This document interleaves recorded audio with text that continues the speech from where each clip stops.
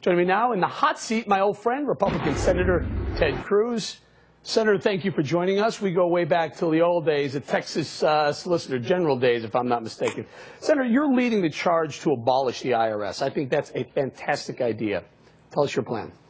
Well, look, we have seen in recent weeks that the IRS has not honored its trust with the American people, that the Obama administration has demonstrated a willingness to use the machinery of government to target their political enemies. And that's wrong. It was wrong when Richard Nixon did it, and it's wrong when Barack Obama did it. And it is a manifestation of too much power in the federal government. When the federal government has that much power in our individual lives, it's an invitation to being abused. And I think we ought to abolish IRS and instead move to a simple flat tax where the average American can fill out our taxes on a postcard. Put down how much you earn, put down a deduction for charitable contributions for home mortgage, and how much you owe. It ought to be just a simple one-page postcard and take the agents, the bureaucracy out of Washington and limit the power of government. I have a hunch you might get bipartisan support for an idea like that. Well, it seems to me we should, because it's about empowering the people. And that ought to be a bipartisan value. That ought to be something Republicans and Democrats can both embrace, empowering the citizenry instead of politicians in Washington. Senator, a lot of us are concerned because the IRS has been entrusted by the Obama administration to administer Obamacare. Do you trust the IRS to handle something so important to every American? Not remotely. Look, the IRS is given key responsibility for administering Obamacare. It has over 47 taxes and penalties that the IRS is supposed to administer concerning our health care, concerning vital aspects of taking care of our health, of our family's health, of our loved one's health. Right now, the IRS is creating the largest database in the country to implement Obamacare, and the intrusion into our personal lives, I think, is unacceptable. And the pattern we've seen is it's not something we can trust will be administered in a fair way. It's not something we can trust won't be used in a partisan way, in a vindictive way, and that's completely unacceptable with our health care. Can you expand on that a little bit? I mean, if there was partisan targeting by the IRS in our financial matters, is it possible they might do that in our medical matters too? Well, we have seen a consistent pattern in this administration, and the pattern is a willingness to use the machinery of government to target those they perceive as their political enemies. And that was true with the IRS.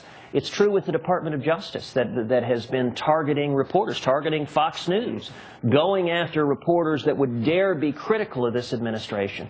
And I think it is, frankly, the hubris of power that the ends justify the means, and this administration has been willing to disregard the Constitution, disregard the Bill of Rights, the First Amendment, the Second Amendment, the Fourth and Fifth Amendments with drone policy, to set aside the constraints of the law for partisan ends. And that, the result of it has been that people's trust in the integrity of government has been undermined, and it hadn't been helped by the fact that the administration has been willing to mislead the American people. It hasn't been candid. I think the president needs to tell the truth.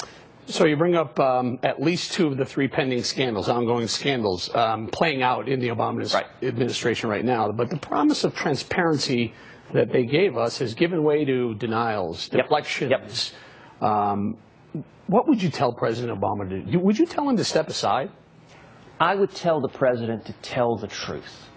I think every president has an obligation of candor to the American people, not to mislead the American people.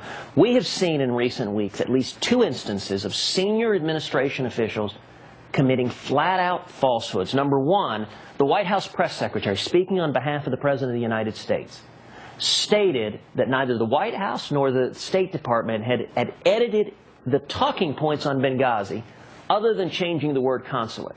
Within a couple of days, ABC News reported that that was false, that in fact they had edited it 12 different times and removed any reference to al-Qaeda, to terrorism. That's a directly, objectively provable false statement made on behalf of the President of the United States. Within roughly the same time period, the IRS went before Congress and said the IRS had not been targeting conservative organizations, pro-Israel organizations, those organizations that the administration perceived to be enemies. when senior officials at the IRS knew that that was false. Again, an objectively false statement.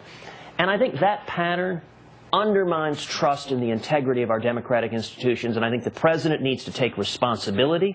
There needs to be accountability. We need to find out what happens, and the president needs to tell the truth. All right, Senator, let's turn the page a little bit going forward. It looks like immigration is going to be one of the major themes going forward by the Obama administration. Marco Rubio has put forward an idea that may include some sort of amnesty for illegals. Is he making a mistake with that? Well, I think immigration reform is incredibly important, and I would very much like to see common sense immigration reform actually pass Congress. I think the way to pass a bill is to focus on areas of bipartisan agreement. That's how you get something accomplished. In immigration, I think there is widespread bipartisan agreement, number one, that we got to get serious securing our borders, that it doesn't make sense that we don't know who's coming into this country.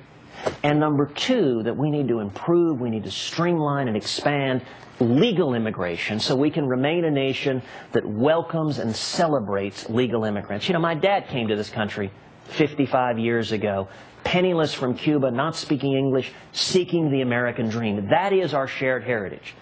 If we focus on areas of agreement, we can fix the broken immigration system. Unfortunately, what the Senate Democrats are doing is they're not trying to focus on areas of agreement. They're focusing on areas of sharp partisan disagreement, and I think that is sadly because the Obama White House wants a political issue more than they want to pass a bill. They want a partisan issue. They hope, I believe, that this bill will pass the Senate and then be voted down in the House so they can campaign in 2014 and 2016. That's cynical, and I think it's irresponsible. All right, Senator, you brought it up. I'll have to ask you, you said your father came here 55 years ago. With your high profile, there's speculation that you may be looking at a higher office, presidency. But you were born in Calgary, Canada. How, will you explain to our viewers how you would be able to handle running for presidency, yet you were born in Canada? Well, just the facts of my birth. I was born in Canada. My mother was an American, born in Wilmington, so I'm a citizen by birth. But let me be clear, Eric. I've been in the Senate 5 months. You know, this is my first elected position. I mean, to be honest, the last thing I was elected to was student council.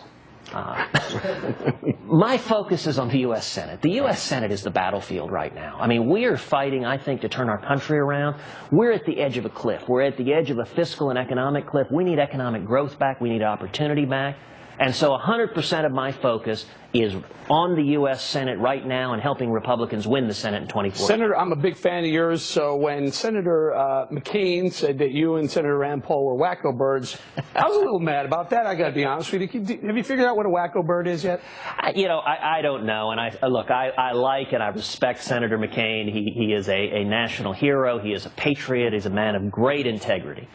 I will say this, that if standing for liberty and standing for the Constitution make you a wacko bird, then you can count me a very proud wacko bird. And guess what?